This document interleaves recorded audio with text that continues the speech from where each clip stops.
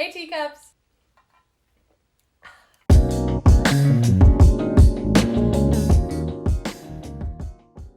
Hello, welcome to our second video. Crazy, it's been a week already. Very thankful for all of our new subscribers, all of the likes and comments. Thank you for that. I also want to give a nice little shout out to all the dads because this is coming out the week after Father's Day. So happy Father's Day to all of our dads in the audience, all our grandfathers, all our soon-to-be dads. Y'all rock. Shout out to my dad for helping me build this beautiful shelf. It was done in 2 days, so it looks great though, so I'm really happy about that. Thank you, Father. You're the best. So last week I talked to you about black tea and a couple different ways to process. There's like non-orthodox and orthodox processing, where popular black teas come from. If you don't know what I'm talking about, make sure to check earlier on our channel. It's our very first video. Check that out and give it a like. But today we're going to be talking about green tea, which is the second most popular tea in the US. One fact that I found is when you say, I want tea, in the US, you are given black tea. That's actually not a thing everywhere in the world. In China and Japan, where tea originated, when you say, I want tea, you are most likely going to be given green tea. So make sure you know that if you ever go studying abroad or anything, if you say you want tea, be prepared to be handed a nice steamy cup of green tea instead of black tea, and it will not be sweetened. So keep that in mind. One thing about black tea and green tea is that they come from the same plant. It's called the Camellia sinensis plant. That's a scientific name. I have no idea if I'm pronouncing that right, so I'm sorry about that. And that plant makes most teas that we're familiar with. So green tea, black tea, yellow tea, they all actually come from the same plant, which is really interesting. What is different between all of those teas is the way that they're processed. So with green tea, the way that it's made differently than black tea is to actually pick the leaves and then immediately cook them. So it keeps how fresh and bright that flavor is, as opposed to black tea they're allowed to sit out and grab some of that really heavy flavor that we're used to. There are two different ways to stop the oxidizing: steaming, which is more common in Japan, and then there's actually pan frying again. And then there's actually pan firing. So when you pan fire some green tea leaves, you put them in a pan, you put something on top, and then you put that pan with leaf and lid onto a flame and then kind of sear it on the bottom like you do with like onions. When you steam tea leaves, you do the same thing, only instead of putting it directly onto a flame, you heat up water underneath, kind of like a double boiler, and then you put your pan with your lid on top, and then you let the leaves steam to stop the oxidizing process. What that does is it keeps out that really heavy flavor that we're really used to, and instead keeps that really fresh and green, grassy flavor. After you steam or pan fire your tea leaves comes the cooling process. So you lay them out, let them do their thing, cool off until they're easier to handle, and then you do a first roll. In green tea, there's actually 2 rolling steps because of how often you have to cook and steam them. So the first rolling process is usually done right after the cooling process, so they still might be a little bit flimsy or wet, which is gross, but like we talked about with the black tea, that rolling actually bruises the tea leaves, so then you can get into that flavor profile a little bit more. So after the first roll, then comes the drying process, where you let all that excess water from the steaming or pan firing come off again, so then it's not as slimy and gross.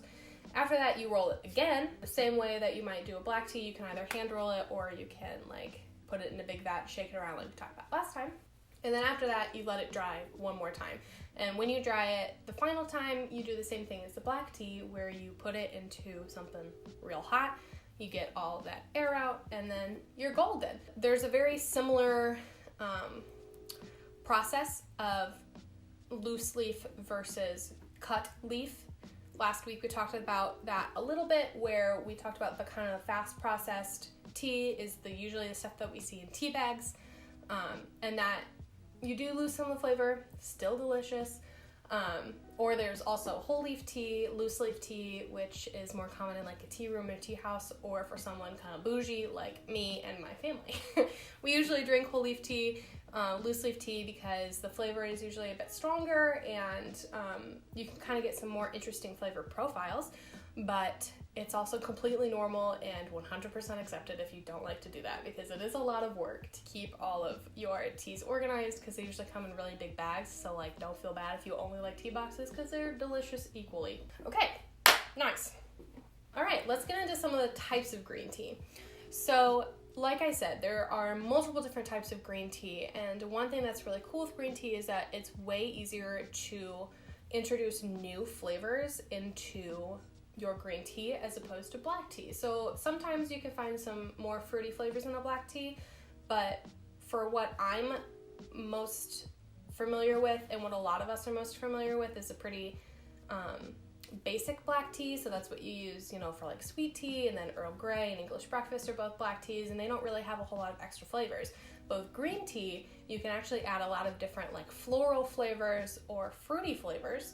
And it's actually way easier to do because it is such a light flavor. The green tea specifically is such a light flavor that it's really easy to add a brighter or more citrusy flavor, or maybe a floral like a lavender or a mint or something like that. On that note, today I am actually drinking green tea. Last week I was not. I was drinking white tea. Today I am actually drinking green tea. It's peace tea.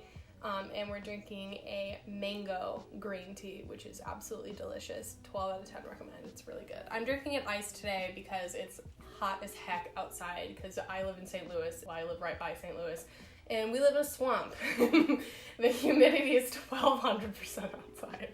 So we're drinking it iced today, baby. A couple of these different types of green tea. We're going to talk about some of the ones that aren't infused with other flavors first, because those are kind of, you know, your basics with green tea. And then of course you can add more flavors later, but for now let's talk about the basics. There's two different subsets of green tea that I'm the most familiar with. And there's a Chinese subset, and then there's a Japanese subset. And both different ways have those different processing and drying ways are present in both of these subsets. So Chinese green tea is usually the pan-fired green tea, and that gives it kind of a really almost seaweed, grassy flavor that is most common in a pan-fired. So we have Dragon Well tea is a Chinese green tea, and we have Gunpowder, which is a Chinese green tea.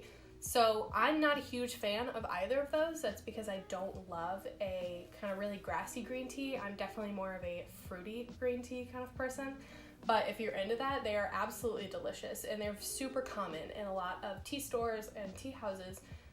Gunpowder and Dragon Well tea are real common and real easy to find. They go really well with sweetener, but you can also drink them without sweetener of any sort, with just like, you know, a little slice of lemon in there. Okay, I'll give them that. Like Gunpowder green tea with a slice of lemon, excellent choice if you are not into a black tea. Green tea does have caffeine. It's less than black tea. So, like I said last time, if you're too jittery for coffee, but a little not jittery enough for nothing, and maybe still too jittery for black tea, green tea is probably your best bet. I usually drink green tea during the day. I'm a black tea person in the morning because I am just a little bit too jittery for coffee.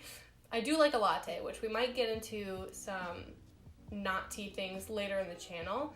So if you're interested in that, make sure to stay tuned, because I do love coffee and espresso and all that good stuff, usually in the colder months. So keep an eye out for that when it starts getting a little chillier outside.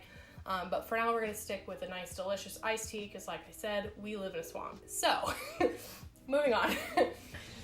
It's cold down here. Oh, it's because the vent is right on me. Good to know for next time. So thank you guys very much for watching. That is green tea and yellow tea, some of the lighter end of the spectrum from black tea. If you are interested in more videos, make sure to subscribe, give us a like, also follow, and turn on the bell if you want notifications. We have apparently 2 whole videos now, which is crazy.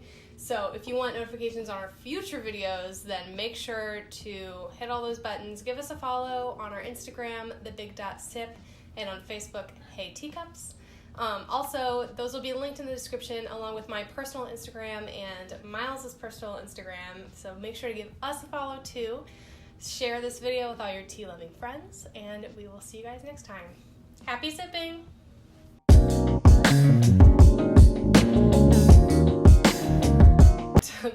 green tea, baby. Next.